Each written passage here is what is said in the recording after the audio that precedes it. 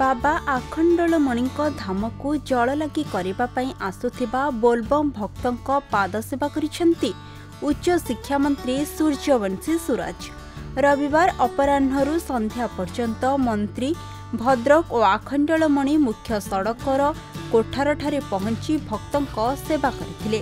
श्रावण सोमवार बाबा मणि को जल लगी करने को आसुथिबा काउडिया श्रद्धालुंकर पाद धोई देवा सह सेमानंक सामयिक सेवा करथिले।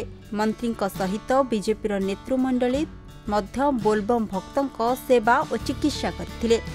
प्रति वर्ष भली एथर मध्य बाबा आखंडलमणि आशीर्वाद प्राप्ति पई ओडिशार विभिन्न स्थानरू आसुथिबा काउडिया भक्तों सेवा करथिले मंत्री। आम अंचलर आराध्य देवता आरडीश्वर बाबा आखंडलमणि धाम को प्रत्येक वर्ष लक्ष लक्ष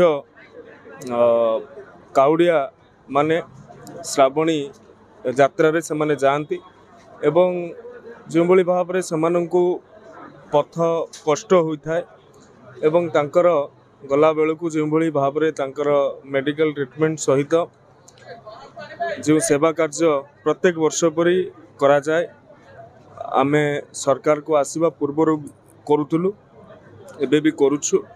ए अंचल रे बाबांक प्रति जो श्रद्धा रही जो भक्ति रही एवं तांको पाखकु जो माने जाउछंती से माने भी तांकर मनोस्कामना रखिकी जाउछंती। जदि तांकर सेवारे आमर जत्किंचित कार्य संपन्न हो पार्छ तेबे आमे निजको धन्य मने करछु। जेतु एटा हेइतिलानी एथर प्रथम करी सेटा निजको टिके गर्वित भी अनुभव करछु। हमें आ